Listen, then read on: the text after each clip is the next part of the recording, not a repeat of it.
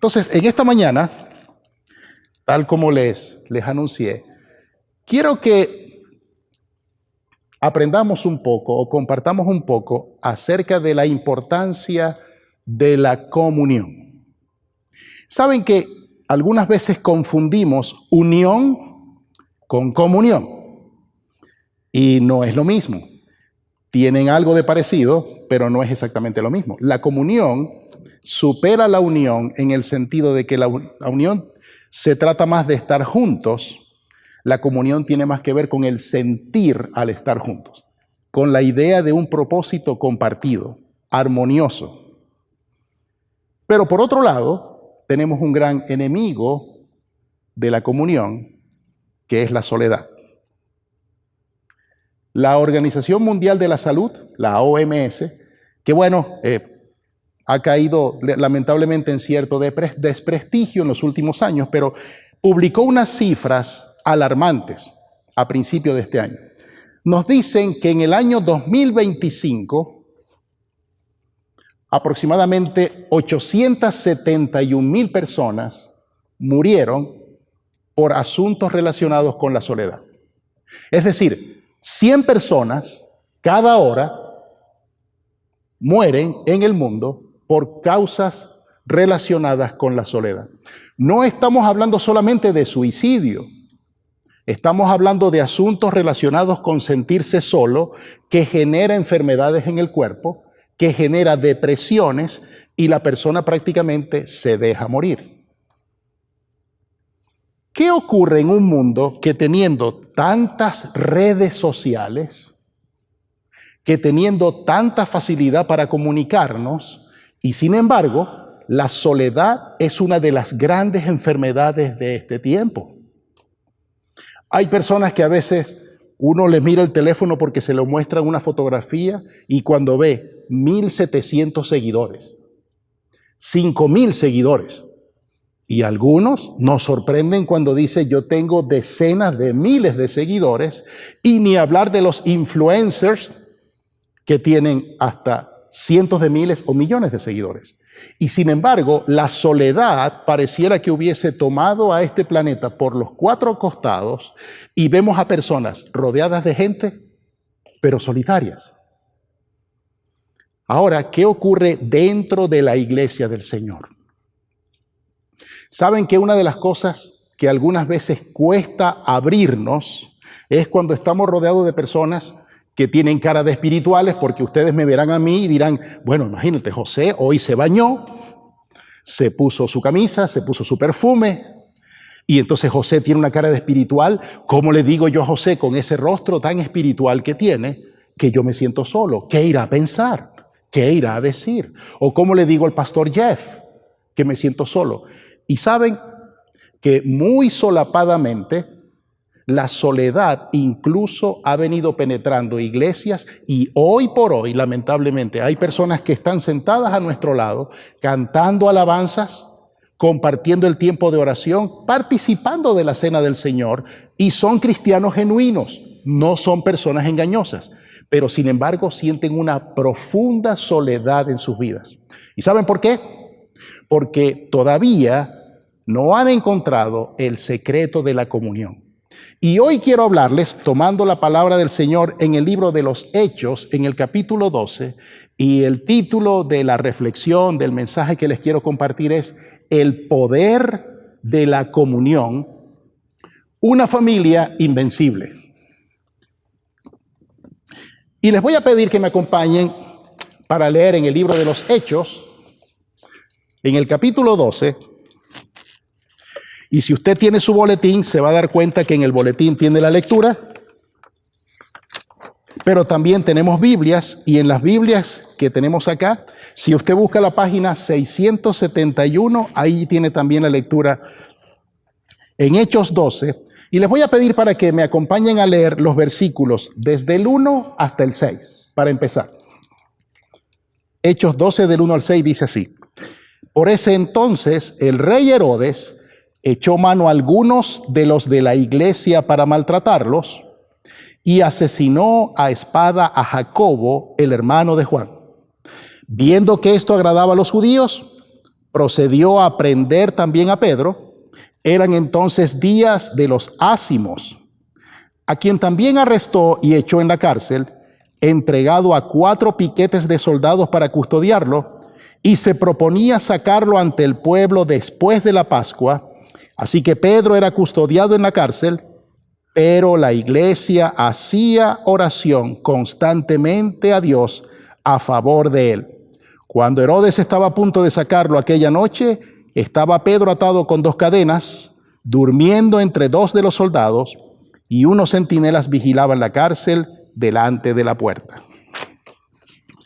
Cuando hablamos del poder de la comunión, en este pasaje encontramos que se nos habla de varios personajes. Se nos habla de Herodes, se nos habla de los judíos, se nos habla de Pedro, pero se menciona también a la iglesia.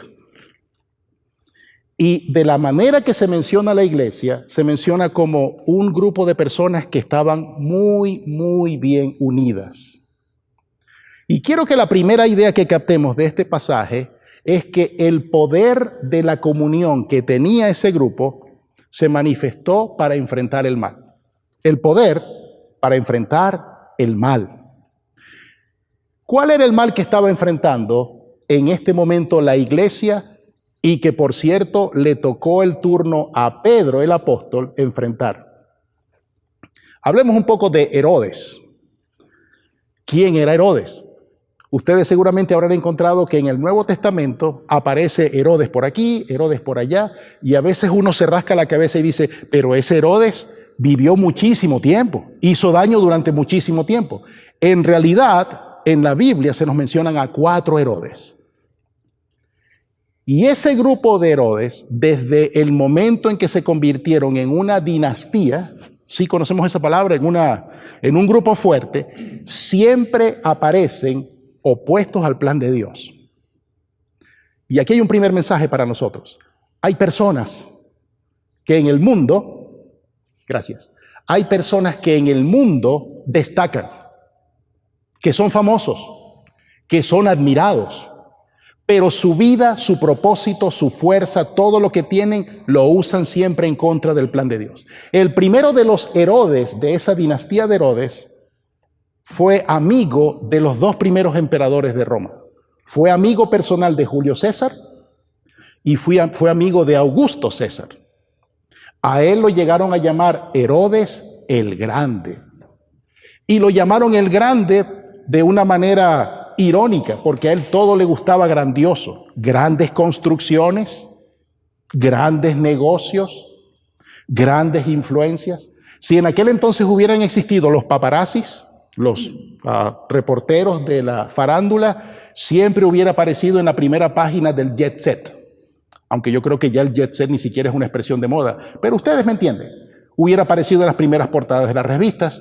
Y a él le gustaba todo lo que era grande. La grandeza era lo que él siempre hablaba. Todo lo que él hacía, él decía que eso era grande porque lo había hecho él. Y él fue el que en la Biblia aparece señalado de haber ordenado la muerte de los niños cuando procuró matar a Jesús. Ese es el primer Herodes, de esa familia de Herodes. El segundo fue su hijo Herodes Antipas.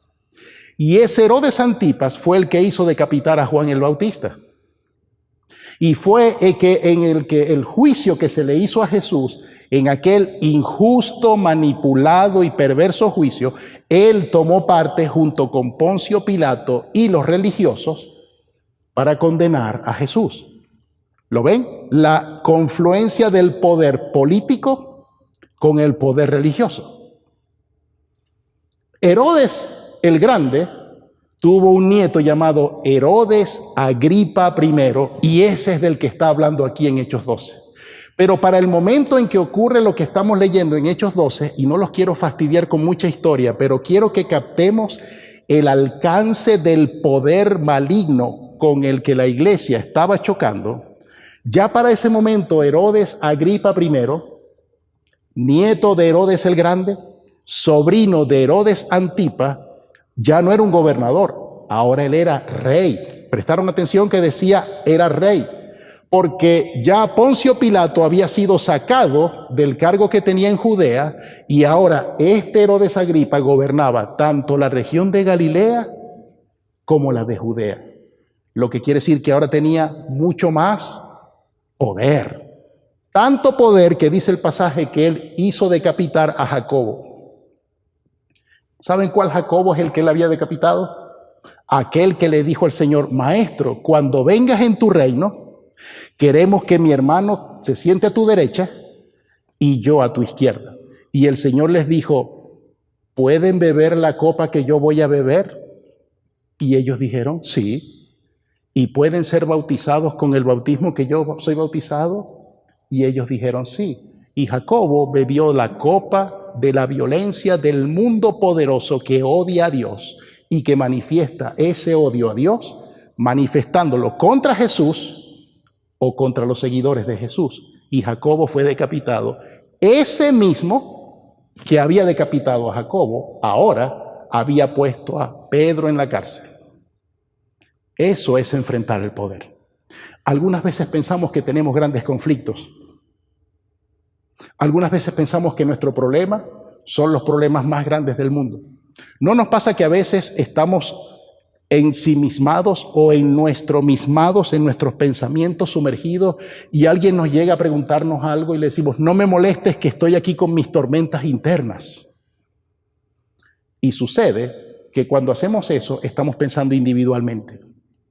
Ahora bien, aquí Pedro estaba enfrentando un poder que ya había demostrado a lo largo de la historia que cuando el poder político y el poder religioso se ponen de acuerdo, Dios siempre es atacado, sus seguidores siempre son perseguidos y aquellos que son fieles siempre tienen que enfrentar adversidad. No lo olvidemos, porque eso continúa ocurriendo hasta nuestros tiempos. Revisen la historia y especialmente los últimos 700 años y verán cómo los matrimonios de la iglesia, entre comillas, con el poder político, siempre han sido un azote, un castigo, pero no contra el mundo, sino contra los verdaderos seguidores de Jesús. Y ustedes dirán: José, nosotros no vinimos aquí hoy para que tú nos cuentes una historia tan triste y trágica. Pero hay una frase en el pasaje que acabamos de leer que resalta. Dice: pero la iglesia oraba. Pero la iglesia oraba. ¿Saben en qué pasaje? ¿Lo encontraron? ¿Vieron en qué versículo está? En el versículo 5 dice: así que Pedro era custodiado en la cárcel, pero la iglesia hacía oración constantemente a Dios a favor de él. En algunas traducciones dice ardientemente o fervientemente. Quiero decirles algo, la palabra que Lucas utiliza allí para decir que la iglesia oraba solamente aparece 2 veces en el Nuevo Testamento. 2.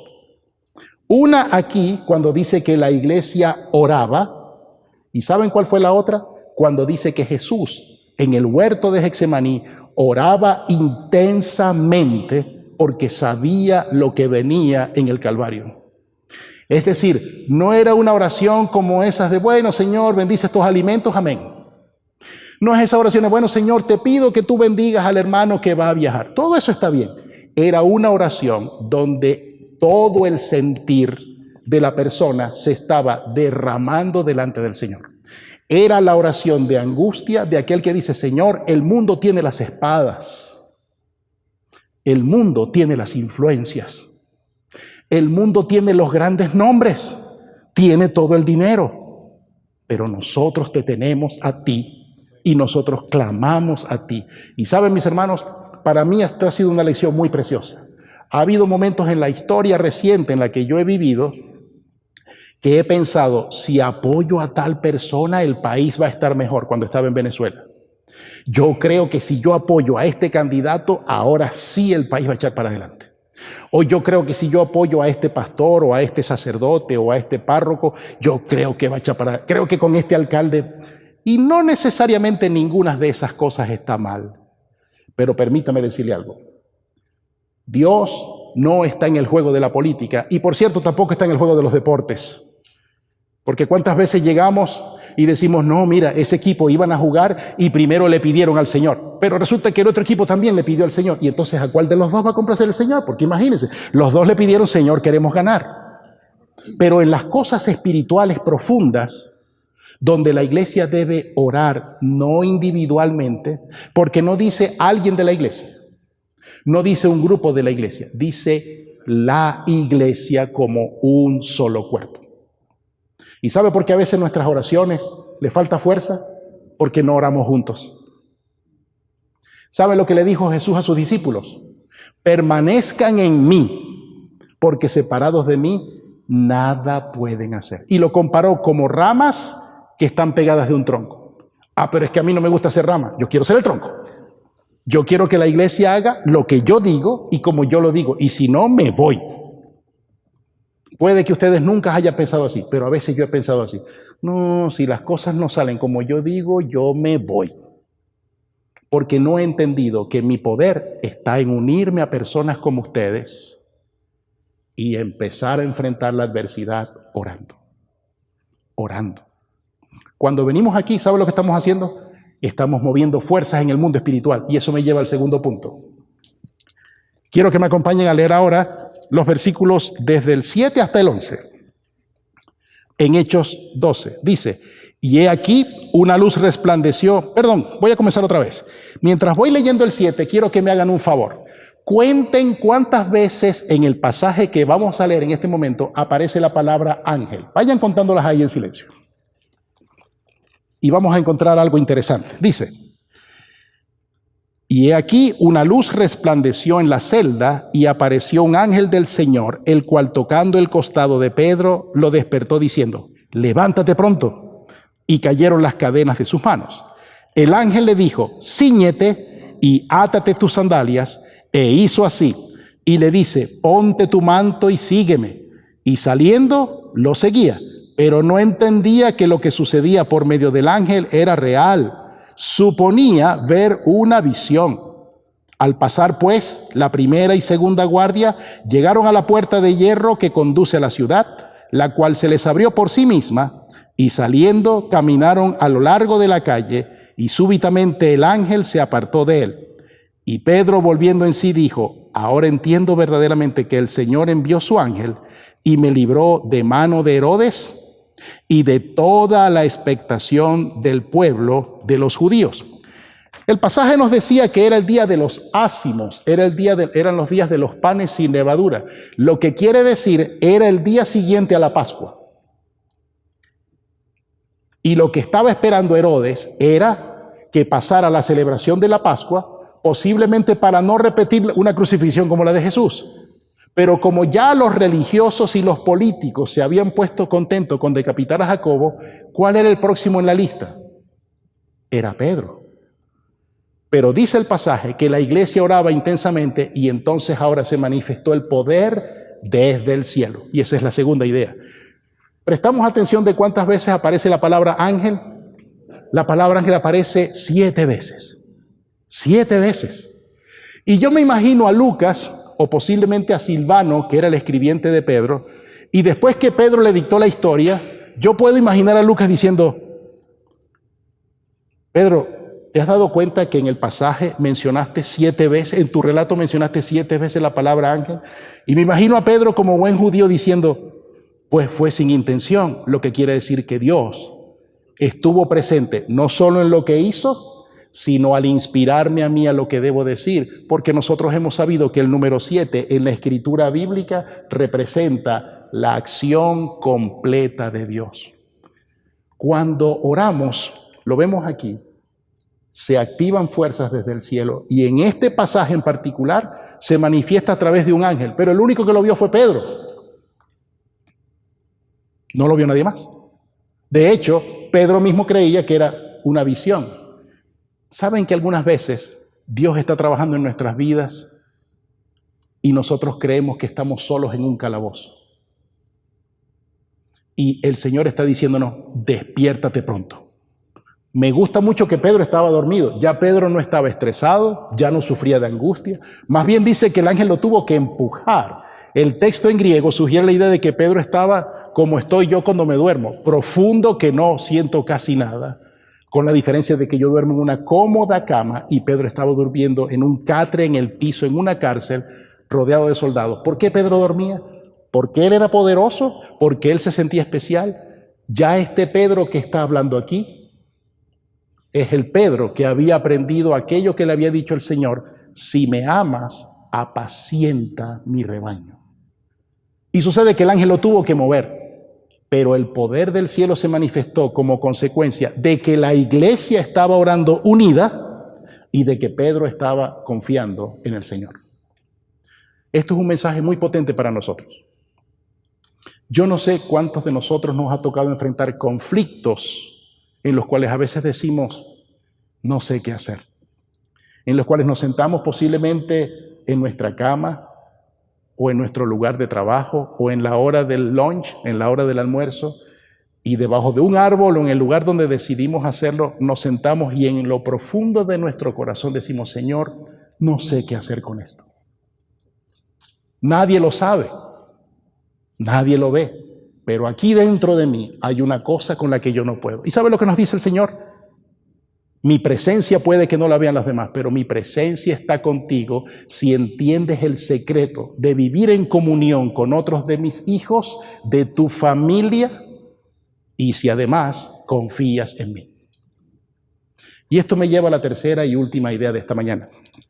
Les voy a pedir que me acompañen para leer ahora desde el versículo 12 y hasta el 19 para terminar. Y reflexionando, fue a la casa de María, la madre de Juan, el que se llamaba Marcos, donde muchos estaban reunidos orando. Cuando llamó a la puerta del pórtico, salió a atender una criada de nombre Rode, y al reconocer la voz de Pedro, por la alegría, no abrió el pórtico, sino que corrió adentro a informar que Pedro estaba delante del pórtico. Ellos le dijeron: «¿Estás loca?». Pero ella insistía en que era así. Entonces ellos decían: «Es su ángel». Es decir, ya ellos pensaban que Pedro estaba muerto. Pero Pedro continuaba llamando, y cuando abrieron, lo vieron y se asombraron. Y haciéndoles con la mano señal de que callaran, relató cómo el Señor lo había sacado de la cárcel y dijo: «Informad de esto a Jacobo y a los hermanos». Y saliendo se fue a otro lugar. Cuando fue de día, hubo un alboroto no pequeño entre los soldados, pues preguntaban: «¿Qué se hizo de Pedro?». Y Herodes, al buscarlo y no hallarlo, luego de procesar a los guardias, ordenó que fueran ejecutados, y bajando de Judea a Cesarea, se quedó allí. ¿Saben que esto es lo último que sabemos de Pedro? No sabemos más de Pedro. Estos son los últimos pasajes en los que sabemos algo de la historia de Pedro. No volvemos a saber de él sino hasta las cartas que él escribió ya anciano, porque él mismo comienza diciendo: «Yo mismo anciano». Pero hay algo interesante aquí. Cuando Pedro aparece aquí, Pedro estaba libre, y Pedro era un testimonio vivo del poder para liberar. Ahora, Pedro acababa de ser liberado de la cárcel, pero ¿saben que Dios había liberado a Pedro de otras cosas antes? Si vamos unos años atrás, a Pentecostés, en Pentecostés, Dios a través de su Espíritu Santo liberó a Pedro del miedo a testificar en público, porque él fue el que se paró a predicar. Pero no lo hizo sino hasta que dice en Hechos capítulo 2 que fue lleno del Espíritu Santo y con poder comenzó a predicar. ¿No es cierto? ¿Sabe lo que nosotros necesitamos para predicar? No necesitamos mucha teología, pero si estudiamos teología está muy bien. No necesitamos saber hablar en público, pero si lo sabemos hacer, eso ayuda. Necesitamos saber que el Espíritu Santo de Dios realmente está en nuestras vidas.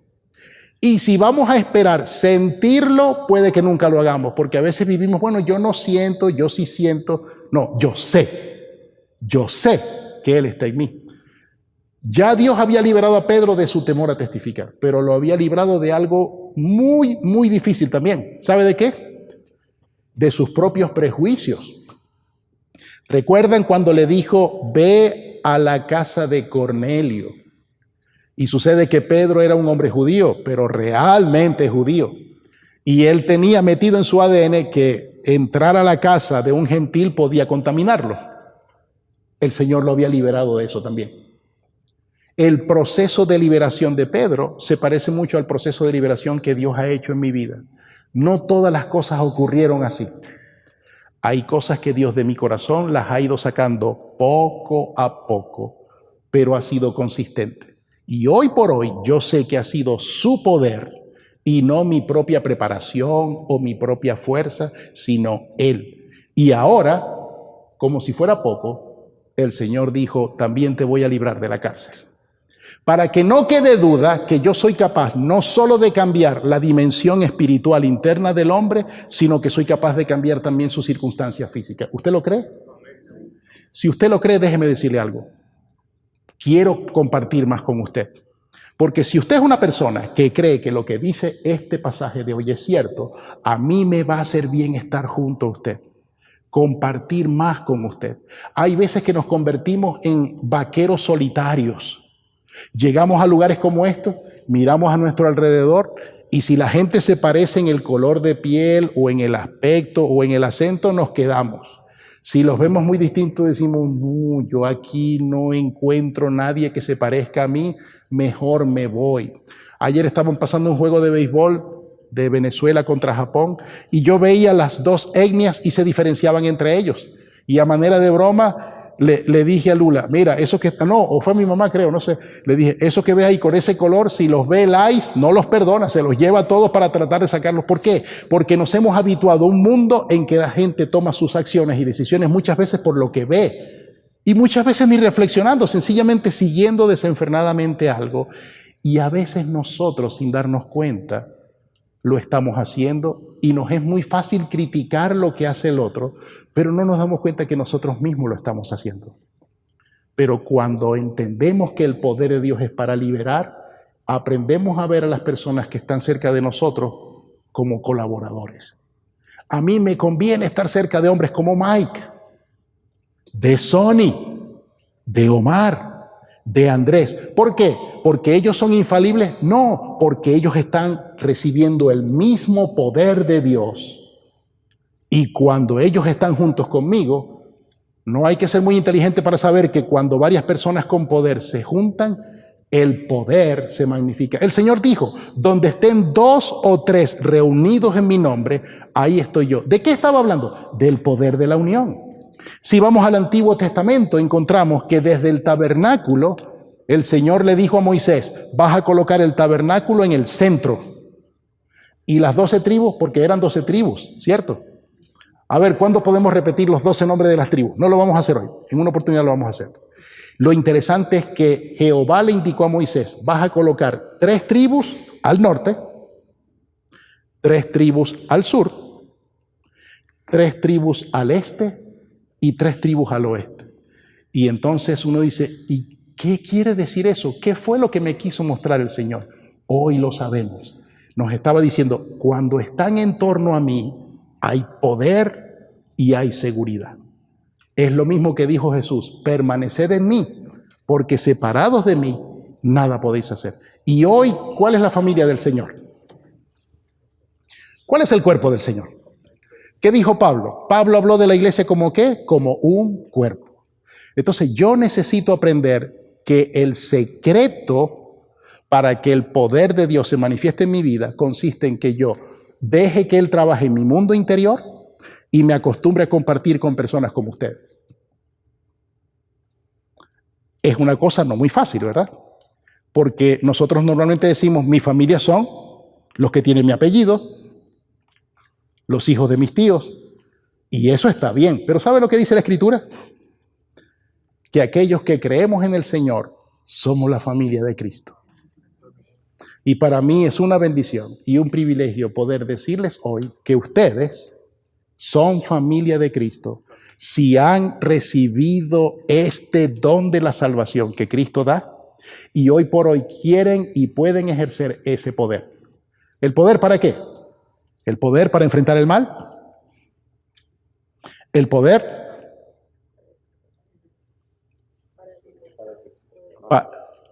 ¿Lo tienen en sus boletines? ¿Lo repetimos? ¿El poder ante el mal o ante los malvados?